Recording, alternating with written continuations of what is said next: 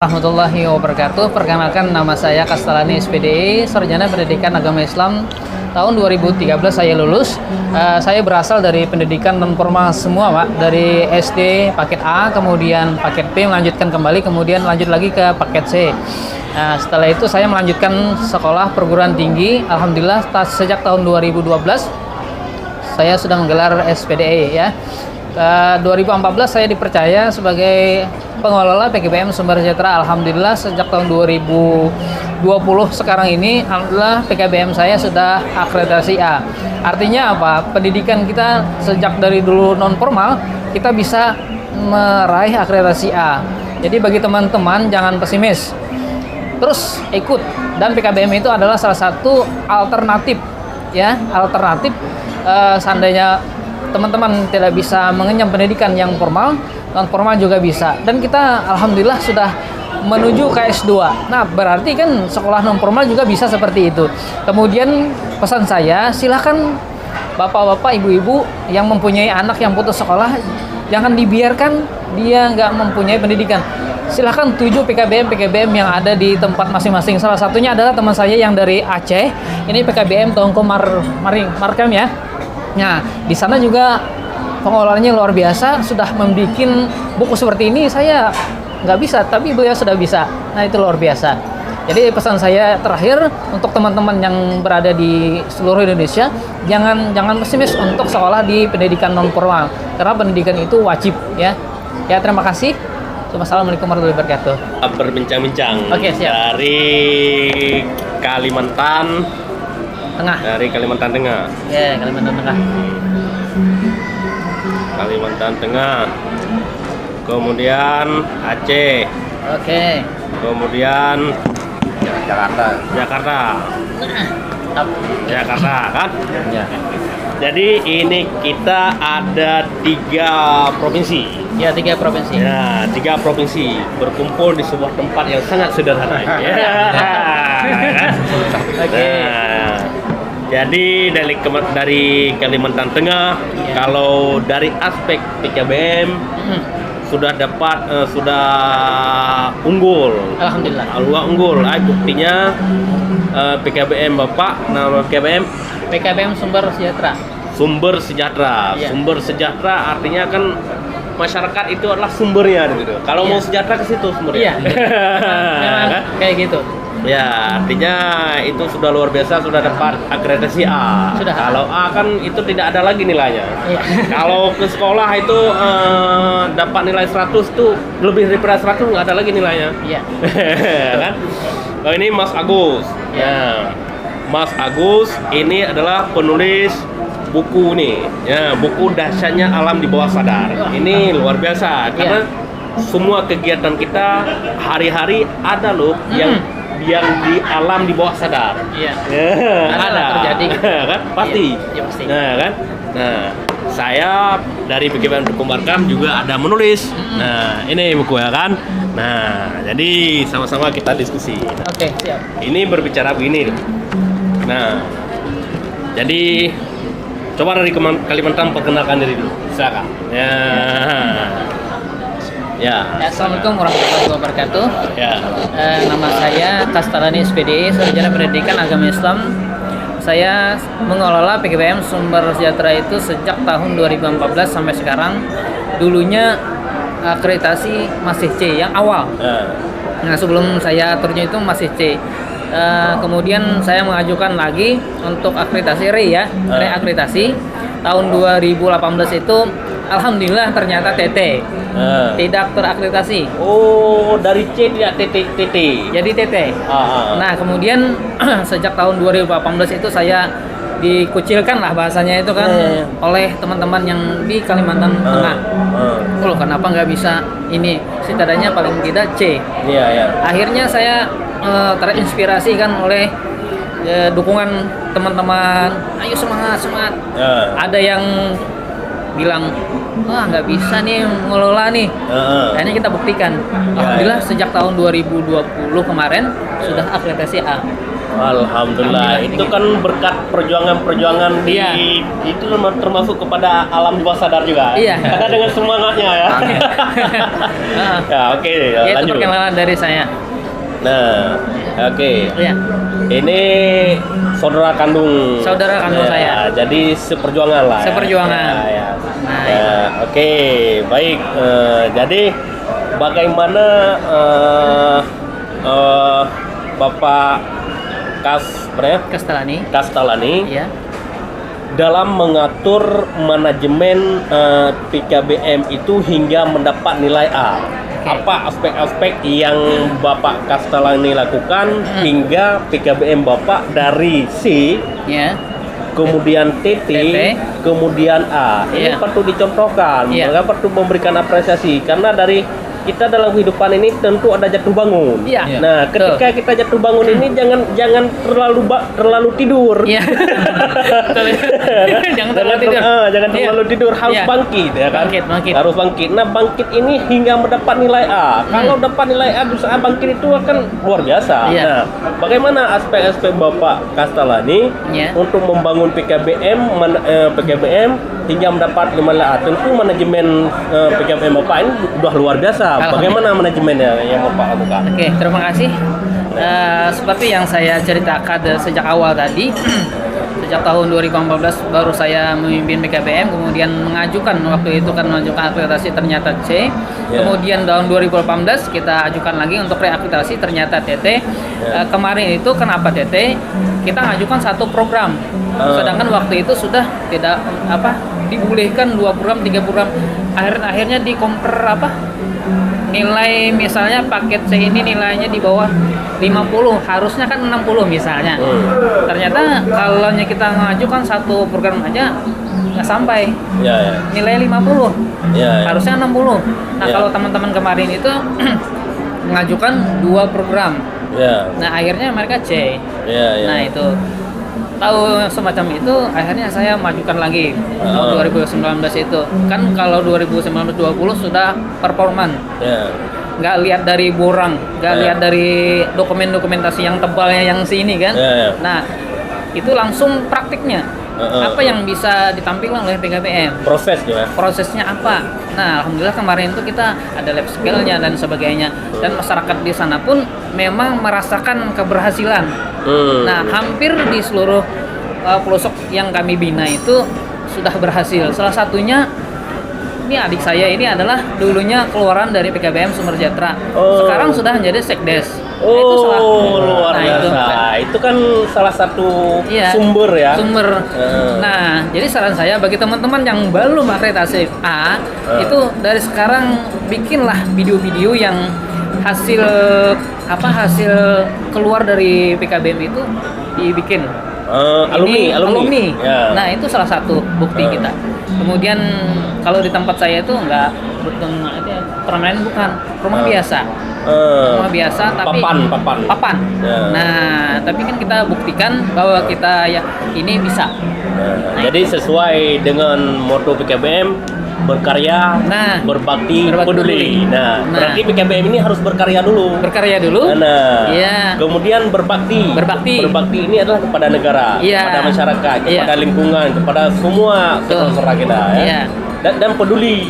Ya, peduli itu adalah apa yang kita lakukan ini harus peduli. Iya. Misalnya lulusan alumni kita kemana harus peduli. Iya, harus peduli kita. Kan? Jangan asal dia lulus. Iya. Harus peduli. Ya, sempat kemarin tuh saya tanyakan yang tahun baru kemarin ya, Bos. Ya. Misalnya Mas sudah bekerja nggak? Belum. Bisa nggak? Bisa mau nggak gini kerja di sini kan? Mau. Alhamdulillah kan sudah gajinya itu di atas 2 juta. Wah, luar biasa. Gaji di atas 2 juta itu kan kami nggak minta. Ya. Kami minta. Cuma kami minta dokumen aja. Saya lulusan dari bagaimana. Ya. Nah, gitu salah satu nilai. Nah, itu dapat nilai juga. Dapat nilai. Oh ya, jadi di dalam struktur manajemen PKBM Bapak itu ada tupoksi itu bagaimana? Maksudnya dalam struktur itu siapa ketua, bendahara, sekretaris, kemudian tutor, kemudian KTU, kemudian publikasi, kemudian dan sebagainya itu bagaimana? itu sudah ada fungsi masing-masing. Oh, iya. Cuman saya sebagai ketua juga ngerangkap semua. Oh, iya. Nggak bisa kita biarkan, contoh seperti ini adik saya khusus publikasi, saya nggak bisa lepas tangan. Harus ada remote control juga. Iya, itu kalau kita jadi pemimpin itu seperti itu. Jangan biarkan lo kerjakan ini, jangan tinggalkan. Tapi Iya. kita harus lihat lagi gitu nah. Artinya kita harus menjadi manajer ya. Iya. Jadi manajer itu harus kendali ya. Kendali. Harus kendali. Karena seperti sopir juga gitu. Iya, sopir. Nah, ketika kita tidak kendali, penumpang ini akan walaupun penumpang ini untuk membantu sopir. Iya. Oh, harus kemana, jangan mundur Iya, ya. Kayak gitu ya. Gitu. Nah, itu jadi- salah satunya kan. Jadi PKBM Bapak ini memang luar biasa. Alhamdulillah. Jadi alhamdulillah, semoga teman-teman yang mendengar ini, yang menonton ini bisa menjadi manfaat ya. Iya, manfaat. Bisa Amin. menjadi manfaat dan bisa menjadi referensi bahwa kita tidak mungkin langsung ke atas. Gak mungkin, Pak. Ya, harus ada jatuh bangun. Jadi Iya, jatuh jatuh bangun bangun. itu ketika kita jatuh, Iya. kita jadi motivasi. Yang Bangun motivasi. cepat-cepat. Bangun cepat-cepat, jangan Bangun cepat-cepat.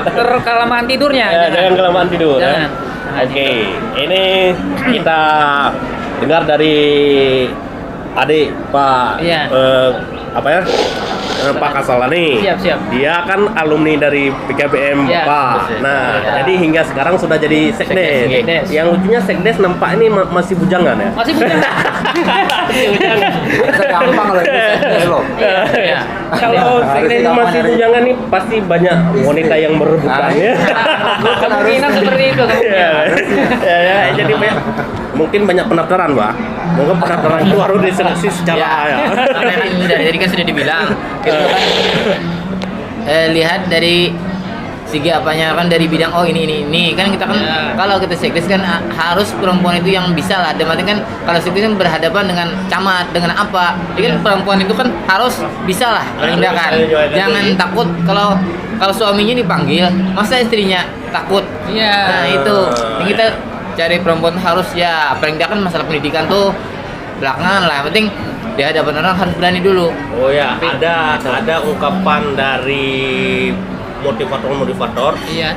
kesuksesan seorang laki-laki itu pasti ada wanita yang hebat di belakangnya. Iya, ya, betul. Iya kan? Kegagalan laki-laki itu pasti ada wanita yang lebih jahat di belakangnya. Iya kan? Iya. Iya kan? Oh ya, ini perkenalkan namanya Nama saya Bahri, Pak. Bahri. Nah, Bahri kan alumni dari PKBM Sumber Sejahtera. Iya. Hingga menjadi sarjana sekarang ya. Iya, sarjana. Sudah jadi sarjana. Bagaimana pandangan Bapak terhadap PKBM setelah ada kesempatan seperti ini? Nah, bagaimana? Terima kasih. Bagaimana hadir PKBM di kalangan masyarakat? Kalau PKBM di tempat kami, soalnya di tempat kami itu masyarakat itu kebanyakan itu kan petani. Iya. Jadi kan orang tua itu tidak mampu untuk menyekolahkan anaknya. Jadi kan anak itu habis sekolah SD lah, Iya. itu langsung kerja. Ya. Makanya kan untuk melanjutkan nggak mampu. Iya. Nah jadi kan kami bersyukur sekaligus ya berterima kasih lah kepada semua teman-teman yang ada punya PKBM, bisa mendapatkan motivasi gimana cara membangun, gimana cara mencari solusi-solusi yang bagus. Nah, jadi lulusan dari PKBM kami bisa bekerja sedapat mungkin lah, kan supaya masalah pendidikan, masalah pekerjaan dapat teratasi lah. Jadi luar biasa, berarti hadir PKBM di kalangan masyarakat ini sebuah solusi ya. Iya, Pak. Nah, karena memang saya pernah baca di buku Rahasia Sukses Belajar. Iya. Di buku Rahasia Sukses Belajar, orang bodoh mau tidak mau selalu ditipu oleh orang pandai. Iya. Sadar atau tidak sadar. Iya. Nah, kan pendidikan tinggi, pendapatan tinggi. Ya. Nah, ketika masyarakat di daerah kita pendidikan tamat SD tidak mungkin dia pendapatan tinggi, itu kebanyakan. Iya. Tapi ada juga yang tamat SD jadi pengusaha sukses. Iya. Nah, tentu dia diiringi dengan pendidikan selanjutnya. Selanjutnya. Nah, tidak mungkin tanpa itu langsung jadi, kan? Iya. Iya. Karena apapun cerita kan pendidikan ini adalah lampu penerang, Iya. bagaimana arah. Dengan adanya pendidikan kita bisa melihat pola pikir, Iya. ya, hingga kita bisa melihat, memilah, oh ini salah, oh ini benar, oh arah ke sini. Iya. Nah, ya kan. Nah, mungkin dengan hadirnya pendidikan melalui PKBM, Bapak sudah alhamdulillah ya sudah, Alhamdulillah. ya kan. Iya. Nah, jadi untuk meraih kesuksesan dari PKBM sumber Sejahtera. sudah mendapat ini, kita sekarang Iya, Pak. ini ada motivator juga, ini penulis buku Iya. dahsyatnya alam di bawah sadar, meraih Biasa. apapun yang diinginkan. Iya. Nah, ini berhubungan ya, Iya, jadi berhubungan. kita berhubungan. Iya. Nah, ini Mas Agus ini adalah dari Jakarta. Itu. Ini luar biasa. Saya melihat di WA, di YouTube ini Iya. kan menarik, makanya saya mengundang beliau untuk memberikan. Ya kan? Ya, jadi Mantap. saya berkiprah dia waktu Iya. kemarin waktu saya WA dia di mana Mas kemarin? Di KMK. Jadi saya tunggu dia ya kan sampai Iya. ketemu bahwa ini adalah solusi juga kita, Iya. karena pola pikir kita termasuk untuk meraih sukses juga. Iya. Ya kan? Orang yang berpikir negatif selalu tidak akan sukses. Iya, betul. Karena kenapa? Dia akan membunuh karakter-karakter untuk meraih sukses. Iya. Karena ada dari guru saya mengatakan, ketika kita berpikir negatif, Iya. maka kita adalah sudah menutup jalan-jalan kesuksesan. Nah, sudah menutup. Iya. Artinya kan tidak ada lagi. Iya. Karena yang ada kita mengeluh. Iya, betul. Iya. Iya. Nah, ya kan? Nah, ini Pak Agus. Ini Pak Agus. Kami kan dari pendidikan non formal. Iya, Nah, non-formal. penggerak pendidikan non formal. Nah, ini kan ada bagaimana meraih, memberikan motivasi kepada siswa-siswa kami, kepada masyarakat bahwa kita harus mengejar mimpi walaupun itu adalah alam di bawah sadar. Nah, bagaimana itu? Nah, bagaimana kita meraih untuk siswa? Iya. Nah, perkenalkan dulu Pak. Ya, Agus. kenalkan ini ya. nama saya Nah, Agus Syarifuddin. nah, Ya, saya penulis buku Dasarnya Alam Bawah Sadar. nah, Di mana buku ini adalah sebuah perjalanan hidup saya. nah. Jadi di bab-bab awal itu perjalanan hidup saya. Dari mulai saya tulisnya usia 6 tahun. Itu kan kita didoktrin ya, Iya, secara nggak langsung oleh orang tua ya. Iya, iya, iya. Apa yang dikatakan orang tua itu kita pasti ikuti. Jadi 0 sampai 7 tahun itu apapun yang dikatakan, apapun yang kita lihat, apapun yang kita dengar itu pasti masuk langsung ke alam bawah sadar. Nah, itu jadi program kita yang akan mengendalikan kita di usia setelah itu, setelah 7 tahun itu. Nah, makanya saya ceritakan juga di situ, saya tuh dari keluarga mana, terus kata-kata apa yang saya ingat waktu saya tulis itu, apa yang pernah saya dengar itu, saya tulis, saya ceritakan sampai saya itu usia menikah, sampai punya anak, sampai berpisah. Iya. Itu saya ceritakan semuanya. Nah, titik balik saya tuh setelah saya berpisah itu, titik Iya. balik saya bisa menulis buku ini. Itu saya menemukan buku-buku pemberdayaan diri. Itu saya baca-baca kok saya tertarik nih, saya dalami. Nah, saya gunakan untuk apa? Untuk punya istri baru lagi. Iya. Menikah lagi ya. Saya praktekkan. ini sektor deh, makanya. Tadi saya bilang Tidak. harus punya gambaran dulu. Iya, gambaran dulu. Kan kalau istri saya yang pertama itu kan orangnya pendek, Iya. kulitnya hitam, Iya. rambutnya agak ya tebal sama ikal gitu kan. Iya. Nah, saya yang sekarang ini nggak mau begitu.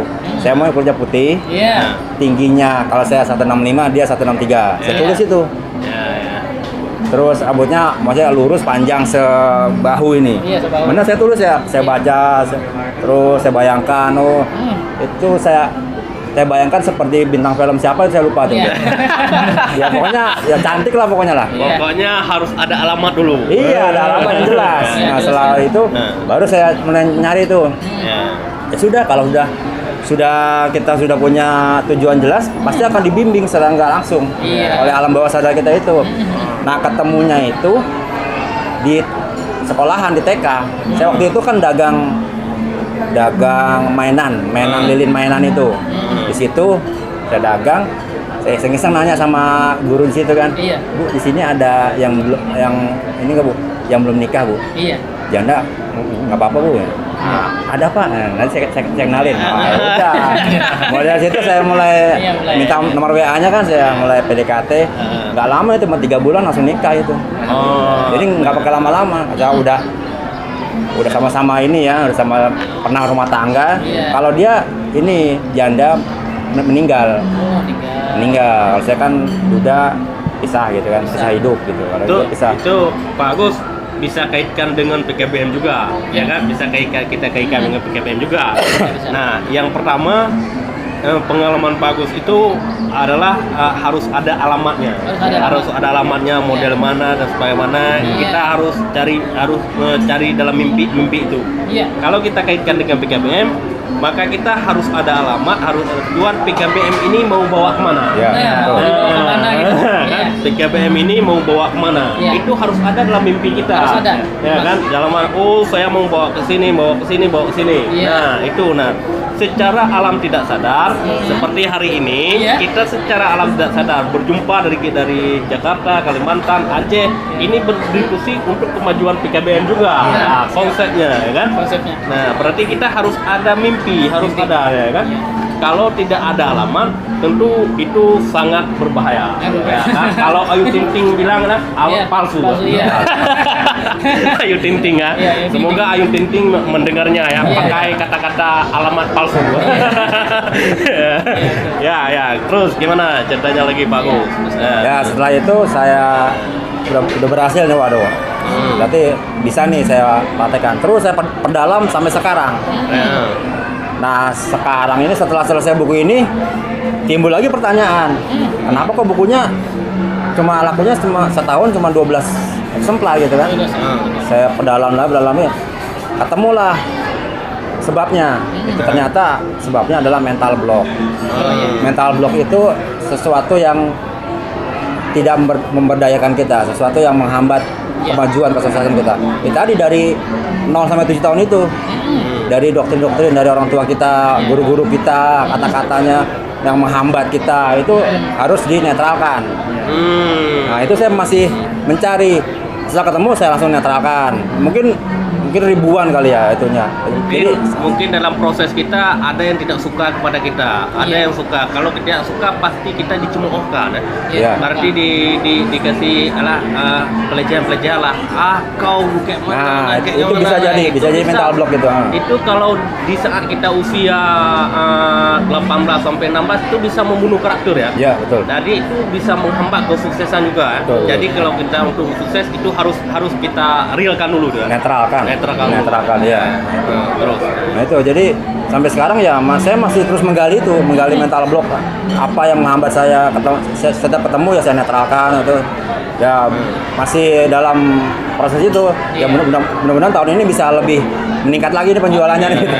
Apalagi Amin. setelah masukan dari Mas tadi itu. Iya. Itu nanti saya akan praktekkan nanti. Siap. Biar istri saya yang memasarkan ini. Gitu. Insya Allah. Gitu aja Pak.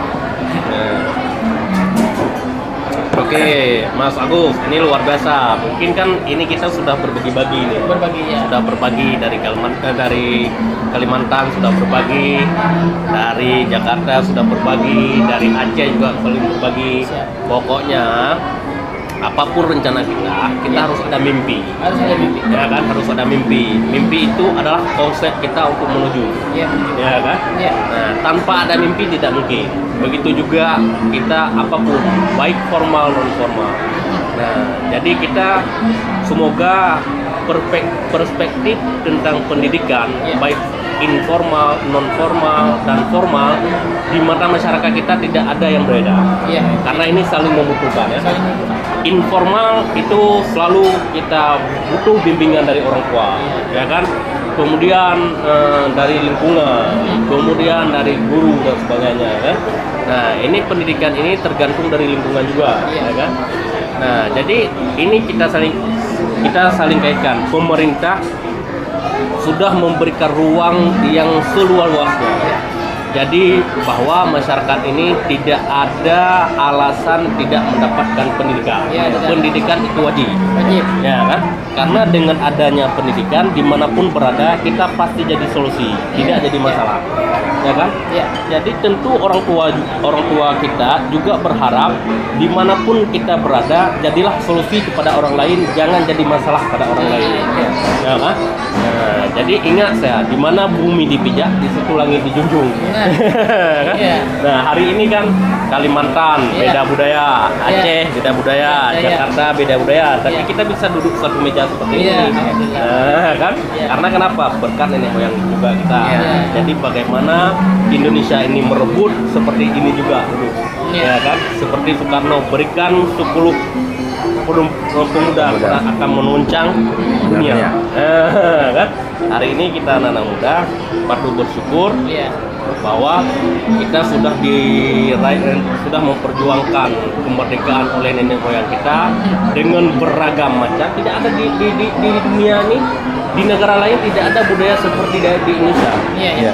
Indonesia beribu-ribu budaya tapi bisa kita satukan. Iya, satu kan. Ya kan? Iya. Kalau di daerah saya makanya kalau dibilang Singapura itu lebih hebat, tidak. Iya. Lebih hebat Indonesia. Kenapa? Singapura itu negaranya kecil. Kecil. Nah, budayanya tidak seperti Indonesia. Jadi tidak capek. Tapi kalau Indonesia, budayanya ini beribu budaya, tapi bisa kita satukan. Iya. Tapi dengan kita berpikir positif, kita sama-sama di bawah Bhinneka Tunggal Ika. Iya. Nah, kita bersyukur kepada dan selalu kita berdoakan kepada penghulu kita yang telah memberikan kesempatan kita. Maka kita hari ini memberikan yang terbaik kepada lingkungan dengan pesan moral, pesan nenek kita bahwa pendidikan itu wajib. Wajib. Tidak ada alasan. Iya. Nah, kan pendidikan itu wajib. Jadi kita sepakat ya, sepakat bahwa masyarakat Indonesia kita sepakat untuk siapapun dia, Iya. dimanapun dia, kapanpun dia, pendidikan itu wajib. Wajib. Kan? Oke. Saya pikir pertemuan kita pada hari ini sangat bermanfaat. Saya semoga teman-teman dimanapun berada yang mendengar ini mohon dengar sampai habis dan jangan lupa subscribe dan like untuk kepentingan kita bersama. Ya. Assalamualaikum warahmatullahi wabarakatuh. Oh ya, saya lupa. Ini saya dulu kasih oleh-oleh dari Aceh. Wah, Nah, ini oleh-oleh dari Aceh. Semoga bisa tersebar di Kalimantan dan bisa memberikan solusi di Kalimantan. Luar biasa. Nah, ya kan nanti kalau ada kekurangan mohon jabri saya Siap. untuk selanjutnya. Karena selanjutnya saya akan menulis. Nah, ini adalah tentang manajemen PKBM. Nah, ini sedang saya cari-cari referensi untuk menulis buku selanjutnya yaitu manajemen PKBM. Siap. Terima kasih Pak Iya, Kastalani. sama-sama, Pak. Terima kasih oke. juga. Nggak ada yang diberikan ini. Oke, ya. Bagus. Motivator. Oke. Oke. Nah, Perkenalkan, nama saya Agus Syarifuddin. Saya seorang penulis buku. Ini buku saya, buku perdana saya, Dahsyatnya Alam Bawah Sadar, meraih apapun yang diinginkan. Menurut pengalaman saya menulis buku ini, bahwasanya kita itu sangat dipengaruhi oleh alam bawah sadar kita. Jadi apapun yang ada, program yang ada dalam alam bawah sadar kita itu harus kita berdayakan agar bisa meraih mimpi-mimpi yang kita inginkan. Bagaimana caranya? Nah, di buku ini ya dijelaskan bahwasanya kita tuh harus menuliskan dengan jelas, dengan detail apa yang kita inginkan. Kemudian kita baca berulang-ulang, kita resapi, kemudian kita berusaha. Jangan lupa berusaha, jangan cuma punya keinginan tapi tidak ada actionnya. Seperti itu. Jadi menurut pengalaman saya selama ini dan lahirnya buku saya ini itu dari hasil saya atau pengalaman saya yang pernah gagal dalam perjalanan hidup saya. Makanya setelah tahu seperti itu, saya aduh, kata-katanya habis. Nah, dari Jakarta. Ya, gimana? Terima kasih. Terima kasih ya. Mungkin itu saja. Assalamualaikum warahmatullahi wabarakatuh.